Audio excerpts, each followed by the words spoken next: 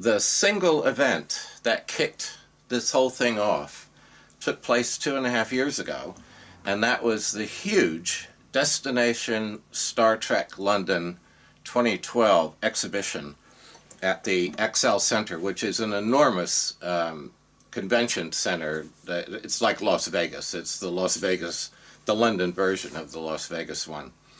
And there were 30,000 people who attended over 2.5 days. And I spoke at this amazing convention and met so many wonderful, engaging, and lovely people. And I was so moved by the experience. I mean, I met thousands of people. And I was so moved by the experience. I mean, these people were so interested in everything that I had done 34 years previously.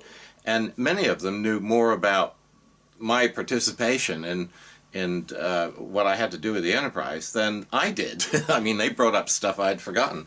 It was a fascinating experience. And as I said in the blurb, that's what moved me on the Monday morning when I woke up. I thought, I've got to write about this. I mean, there are so many people who are so hungry for any little morsel they can get, because back then, in 1978 and 79, none of us had a clue as to what would happen with Star Trek. Everyone thought that, okay, well, we'll make this movie, and then that's it. And then on to the next project, which was Blade Runner in 2010, and I can't remember what else, Airplane, and I got involved with all kinds of things. And, so what we were doing wasn't all that well documented, because we didn't think anything of it. Star Trek had kind of finished on TV, and they were going to do a blowout TV special, sort of a swan song, if you will. And then in 1977, Star Wars came out and just changed the whole nature of the ballgame.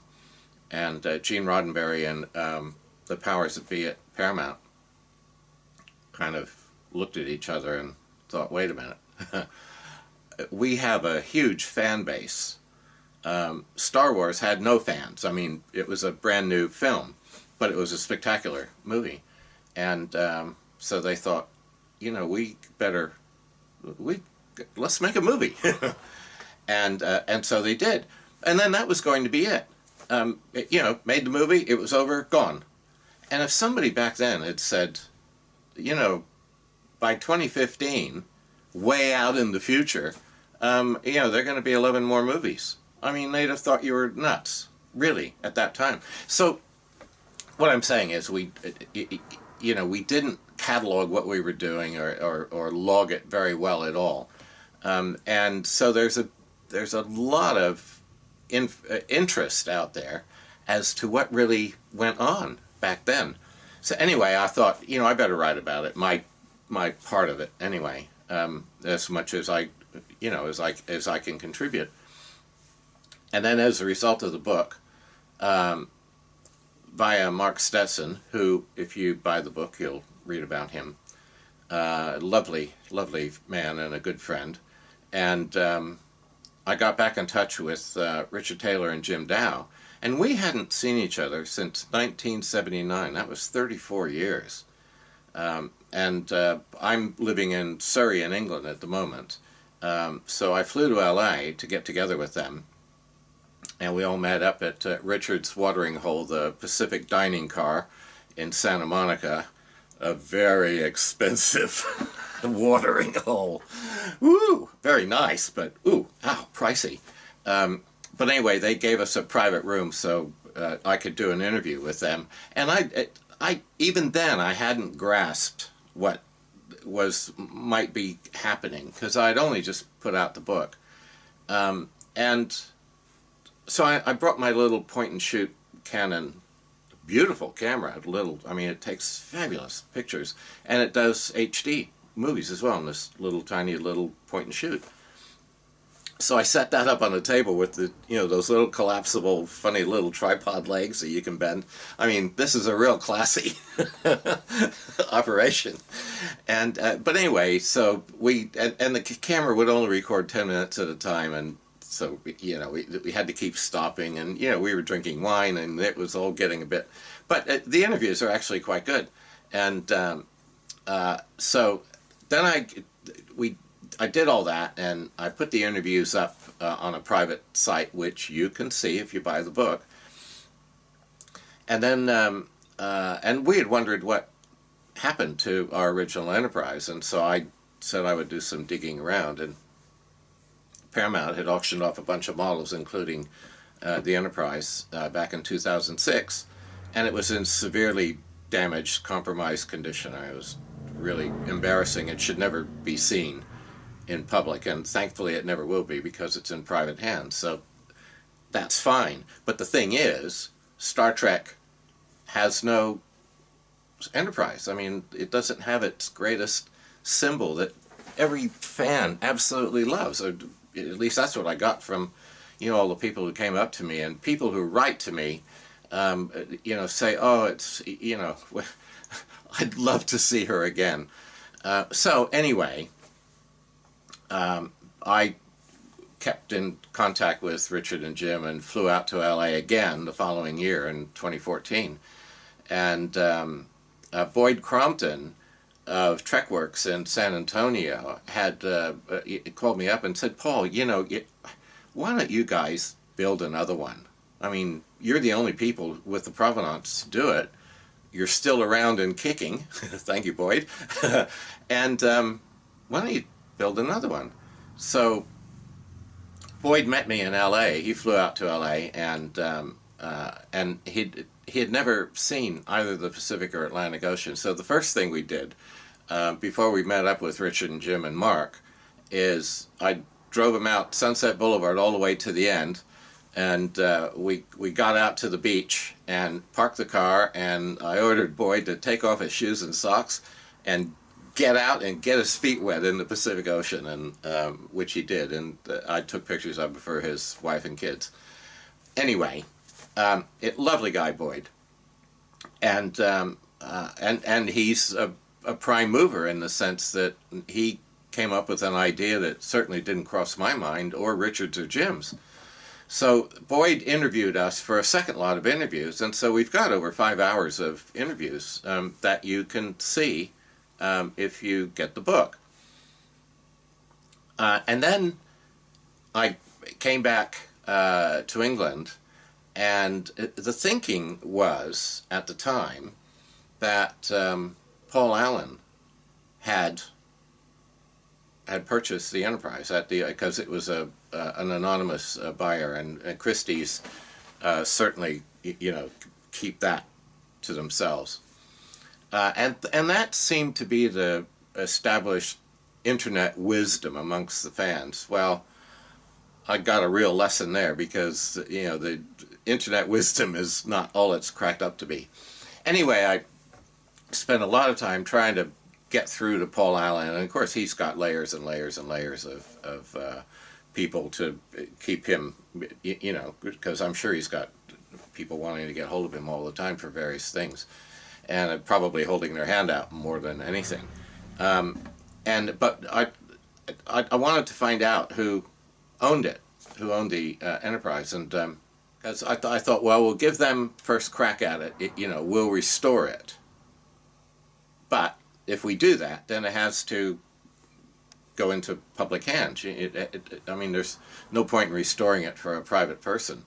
We have no interest in that. What we want to do is to have the Enterprise out in the public where the public can see her.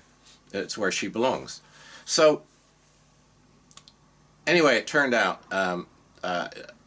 Chris Wright knew Richard Branson, of course. Chris Wright was Chrysalis Music, and I was over at Gary and Frankie Brooker's house, and Frankie said, "Oh, Paul, Chris." Oh, I've got it here, I think. Chris, I do. Chris has written a book, and I'll tell you what, it's a cracking book. If you are interested in the music business, get Chris's book. It's fascinating. And then Frankie said, well, we're in it, of course, because Procol Harum was one of Chrysalis's first acts 10 years after. And Jethro Tull. And So I thought, Chris knows Richard Branson. Richard Branson's rocket, his first rocket, was called the Enterprise, and Branson is a bit of a Trekkie.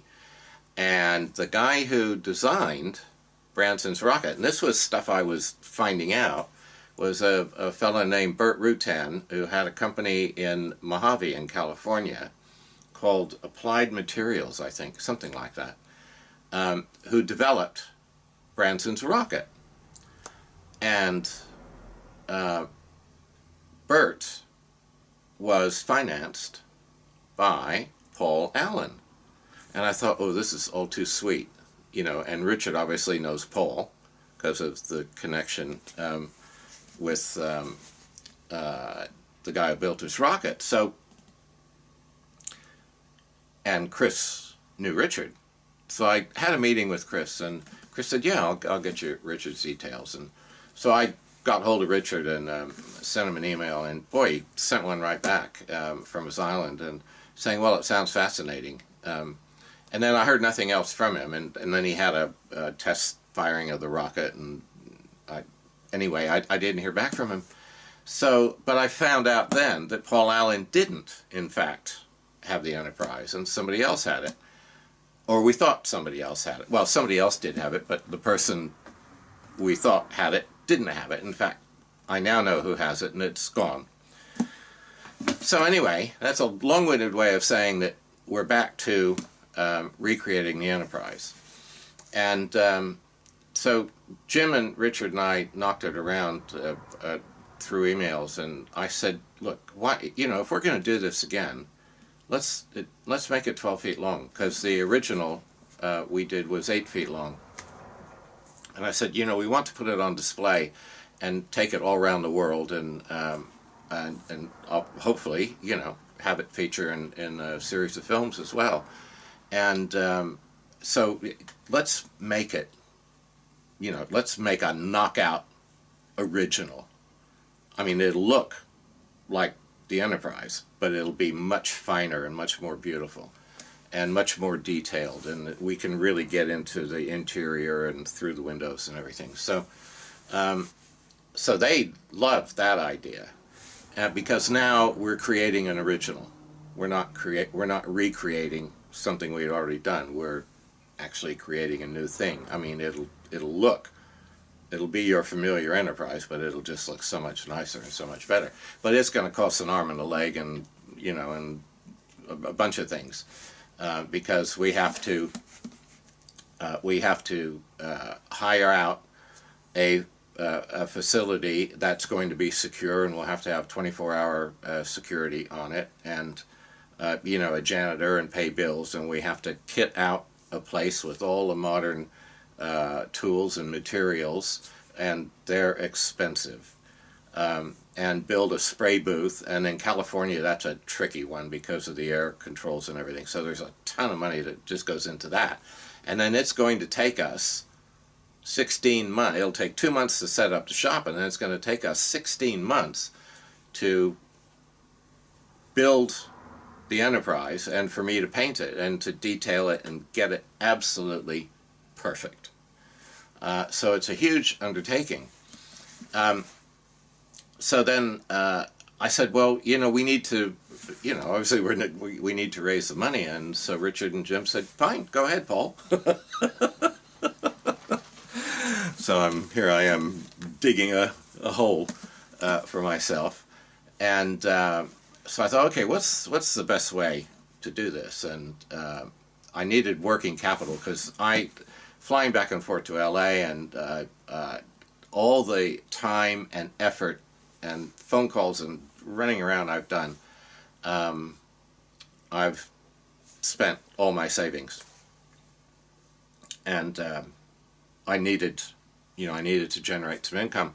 So I developed all these premiums and designed a website and everything called 1701 Rebuild, and which is now defunct, but because this site goes live, to attract fans to contribute towards working capital, where I could hire a PR company who would then get the word out to fans all over the world, because by most estimates there are 50 million of you out there, and if I can just reach a fraction of you to each contribute $1 or $15 or whatever, I mean, you know, we'll be able to do this.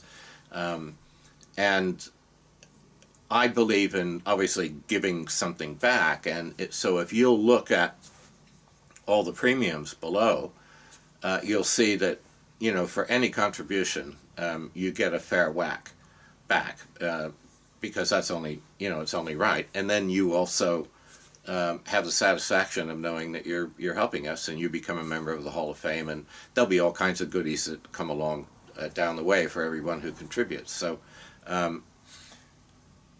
I had that website. I raised the money to hire a PR company, and who are getting the word out to you now. And then a very dear friend of mine, Rob Goodyear, who is horrendously talented. I mean, boy, what an artist and designer he is. Designed this website. I mean, look at it. You know, I knocked my socks off when he said, well, how about this? Because we were talking about it, and I said, well, I'll get a bunch of stuff together, and but we hadn't really formalized it at all. And about 6 hours later, he just sent me an email. He said, have a look at this. and here was this beautiful animation of the Project Enterprise and the ship coming in, and oh, you know, and I just thought, this is great. You know, things are really falling into place. And so here we are. And you know, and it's really up to you and your friends and all Star Trek fans all around the world, because this really needs to be done. I mean, Star Trek is without its greatest symbol, and the Enterprise is the most loved object and recognized object in the whole world.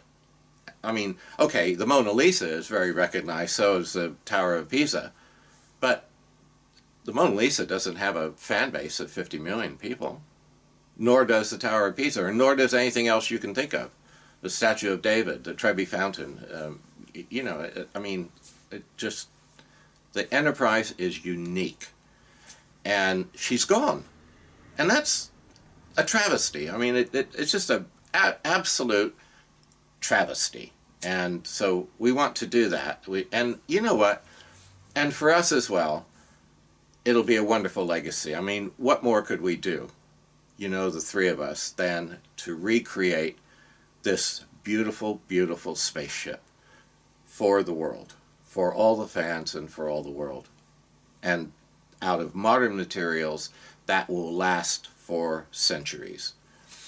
And quite frankly, when I finished airbrushing all the pearl detail on the Enterprise, it was always in a brightly lit room in a, you know, studio with neon lights everywhere, because I needed light everywhere for all the, you know, fine work everybody did, you know, the modelers, all the detailing they had to do with little dental tools and everything, because the camera lens was going to get right up next to it.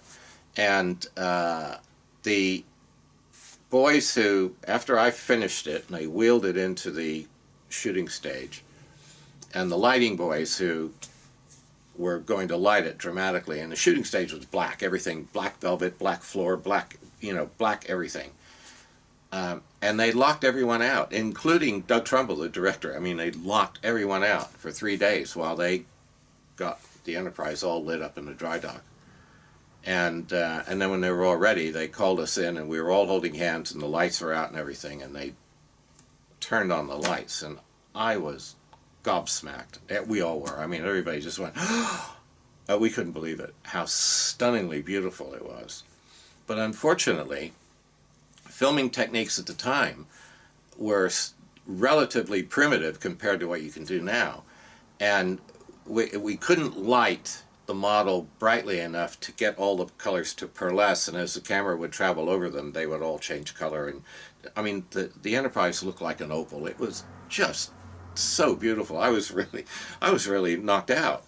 I thought, wow, you know, I didn't know I was that good.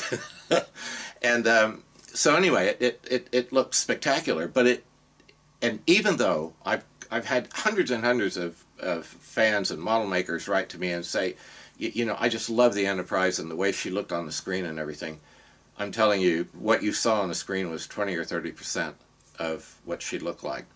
And even Darren Doctorman, who's been very kind, loaning us stills of his CGI Enterprise that he used for the director's cut of Star Trek: The Motion Picture to kind of enhance things a bit in certain shots.